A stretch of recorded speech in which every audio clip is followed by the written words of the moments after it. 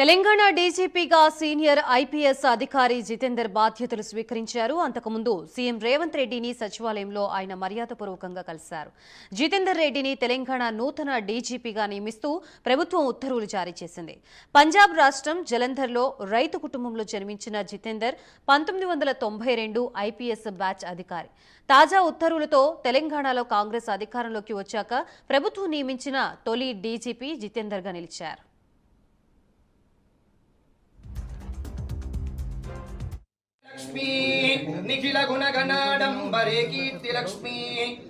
Government had issued order for appointment of myself as DG of Telangana, HOPF in charge. So try to do my level best, and I understand the priorities of the government that we should maintain law and order, prevent crime, especially sensational crime, and narcotics has been another priority area for the government. Already Director Narcotics has been appointed. See that we give lot of emphasis on narcotics also, plus modern day crime of cyber crime. That also we have a specialization. We have senior officers who are looking after cyber crime. We'll see that we prevent cyber crime and also detect.